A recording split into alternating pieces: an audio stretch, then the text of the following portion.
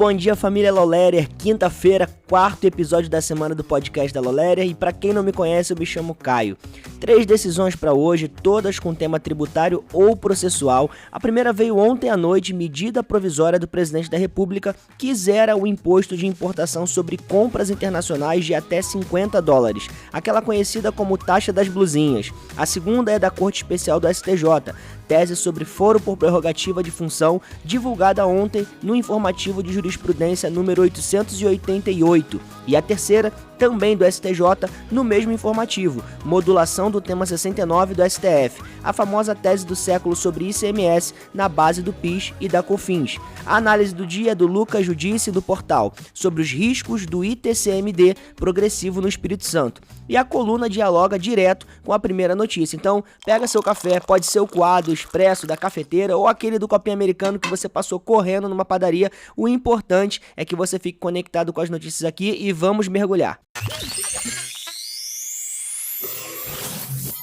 Puxa uma cadeira e senta aqui do meu lado, você que atua em direito tributário, aduaneiro ou assessora em empresa de e-commerce, varejo nacional ou de importação. Olha só, medida provisória 1357 de 2026, assinada pelo presidente da República na noite de terça-feira, publicada em edição extra do Diário Oficial da União.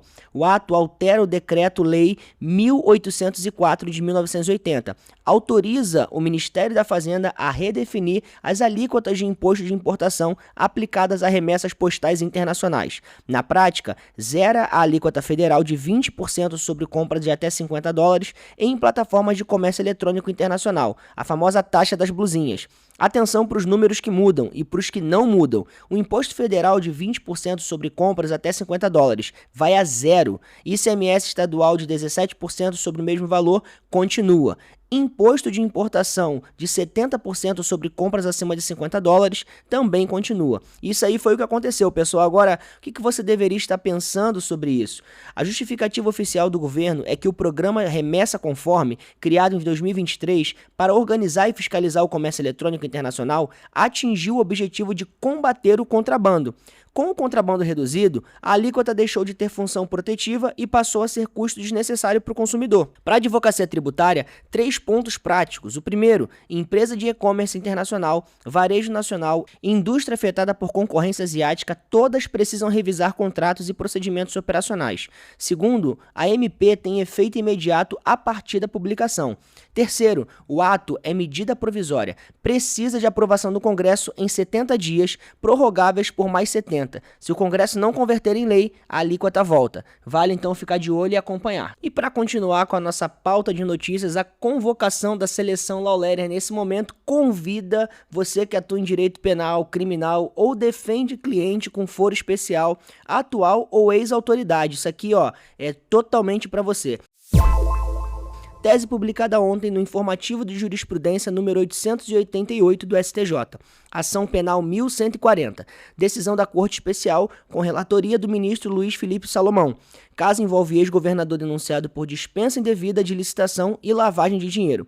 2 teses fixadas. A primeira, a prerrogativa de foro no STJ subsiste mesmo após afastamento do titular, ainda que o inquérito ou a ação penal sejam iniciados depois de cessado o exercício do cargo. Segunda, e essa é a mais relevante, o foro por prerrogativa deve ser observado deslocando-se com competência para tribunal competente, ainda que tenha havido encerramento da instrução processual ou prolação da sentença condenatória pelo juízo então competente. Isso foi o que aconteceu, pessoal. Agora vamos pensar um pouquinho no que você deveria estar raciocinando dentro desses fatos.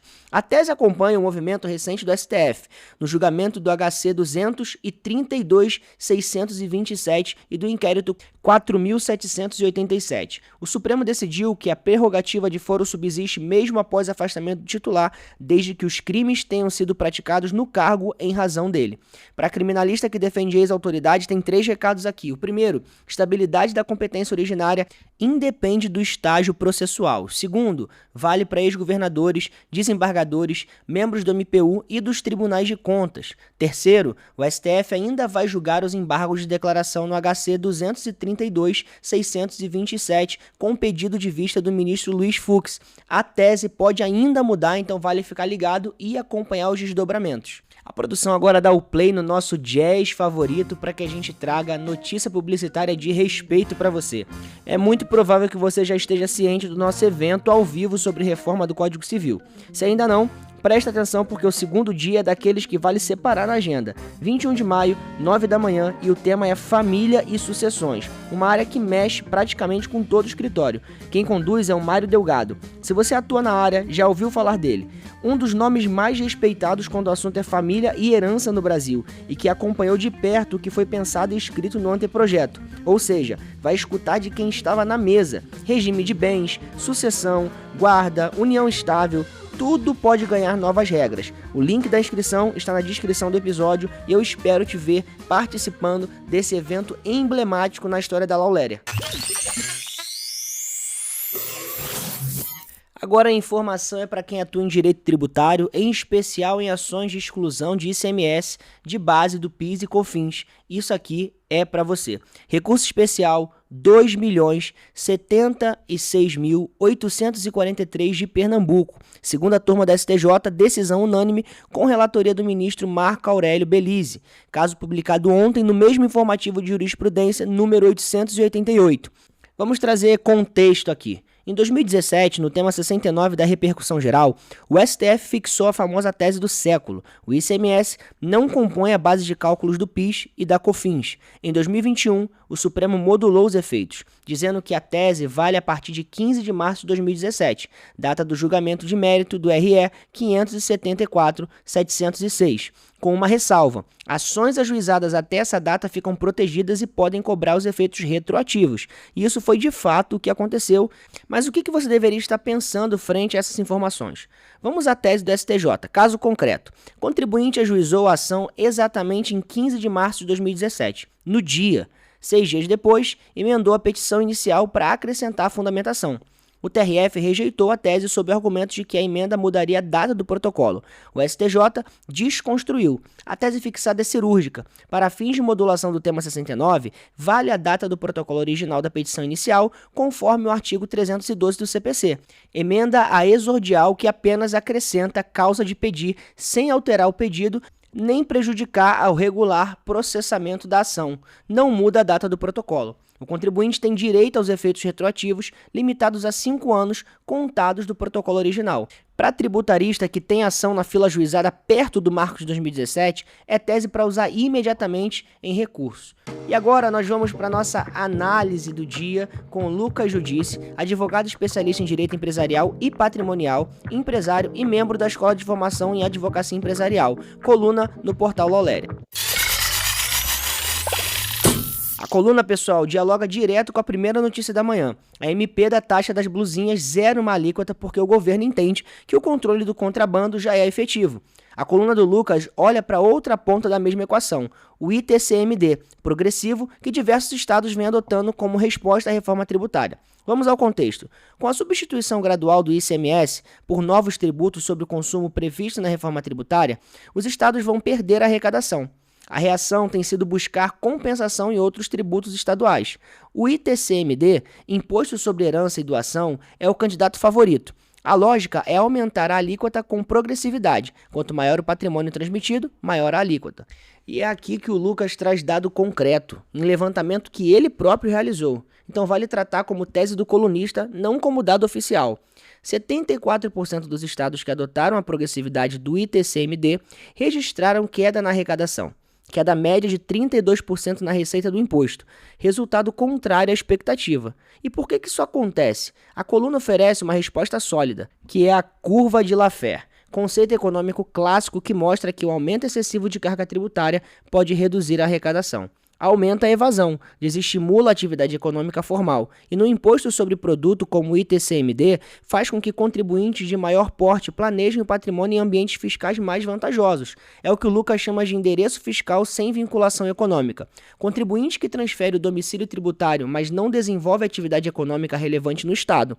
Ganho de arrecadação aparente, vinculação econômica nenhuma. A proposta do Lucas apresenta ao Legislativo capixaba contrapartidas econômicas, eventuais eventuais benefícios ou condições diferenciadas de carga tributária precisam estar vinculados a investimentos produtivos locais, geração de empregos, instalação de estruturas administrativas, movimentação financeira por meio de instituições locais. Transforma a atração de contribuintes em estratégia de desenvolvimento, não apenas de arrecadação formal. Para a advocacia tributária e patrimonial, a coluna oferece 3 aplicações. A primeira, revisar planejamentos sucessórios de clientes em estados que adotem progressividade do ITCMD pode revelar oportunidades de mudança de domicílio fiscal, desde que economicamente real. Segunda, na construção de holding familiar, o estado de constituição passa a ser variável, estratégica e relevante. Terceiro, para escritórios que assessoram entes públicos, vale apresentar projetos legislativos com contrapartidas econômicas em vez de um aumento puro de alíquota. A coluna completa você encontra lá no portal.lawletter.com.br. E a coluna do Lucas, gente, faz parte do programa Lawletter Insights. Se você escreve sobre direito e quer ampliar sua autoridade, o link para se candidatar está na descrição do episódio. E já caminhando para o final do nosso podcast de hoje, a gente termina com uma curiosidade jurídica reforçada que conversa diretamente com a coluna do Lucas, a curva de Laffer e a doutrina do limite tributário. A curva de Laffer, citada na coluna, tem uma origem muito boa, 1974, restaurante Two Continents em Washington. Um economista chamado Arthur Laffer está jantando com 2 assessores de governo. Nesse momento, eles discutiam sobre política tributária. Para explicar a ideia, Laffer pegou um guardanapo e desenhou uma curva. O guardanapo está até hoje no Museu Nacional de História Americana, em Washington. A tese é simples. Existe um ponto ótimo de alíquota tributária. Abaixo dele, aumentar carga aumenta a arrecadação. Acima dele, aumentar carga reduz a arrecadação, porque o contribuinte foge, planeja, sonega ou simplesmente para de produzir. A curva tem formato de parábola invertida. E aqui o ponto que liga ao direito tributário brasileiro. Em fevereiro de 2024, o STF, no tema 1193, fixou que multa moratória não pode ultrapassar 20% do valor do tributo.